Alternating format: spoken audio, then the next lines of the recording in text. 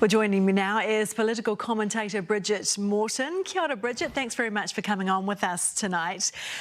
Were you as surprised as everyone else about this announcement? Yes, absolutely. And I think one of the key things is that, Ardern was really clear going into the end of last year that she had a lot of unfinished business. Because of COVID, as she says, she hasn't been able to achieve the things she wanted on child poverty, on climate action, on housing affordability. And so it looked like she still wanted to have that chance to get those things done. OK.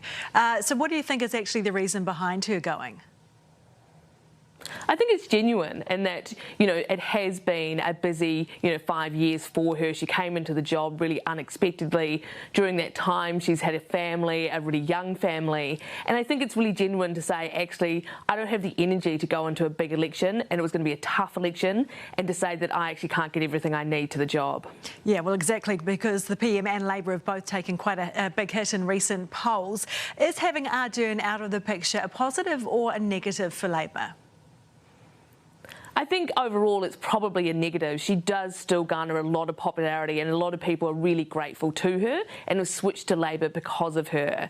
But there is a real opportunity for whoever comes in to sort of clean or sweep the decks as such and get rid of some of the unpopular things. I don't think they're going to walk away from the big stuff like Three Waters, but in terms of a lot of the other reform, they may start winding it back. Things like the social insurance scheme, for instance. OK, so who do you think are the top contenders? I think the big front runner at the moment is Hipkins. One of the key contenders is the fact that they're going to want to avoid going to a wider membership vote. So that means they have to get 2/3 of caucus. That means that whoever has to come in has to be widely trusted and generally liked by most of the caucus. And that seems to be Hipkins might be the main contender there.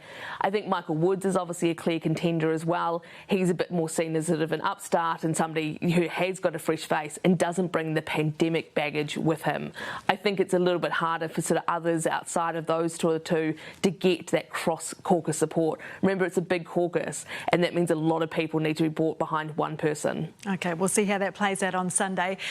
Finally, former Prime Minister Helen Clark has blamed social media for the departure of Jacinda Ardern in a statement saying Jacinda has faced a level of hatred and vitriol which, in my experience, is unprecedented in our country. Does she have a point there?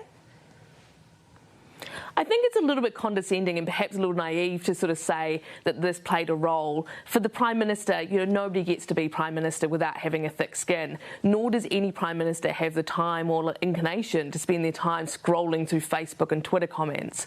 However, it is clear that some of the death threats against the Arderns and her family have had their genesis in social media. And of course, the stress of having, the well-being of her family put under threat would of course played a role in whether or not she thought the balance was right.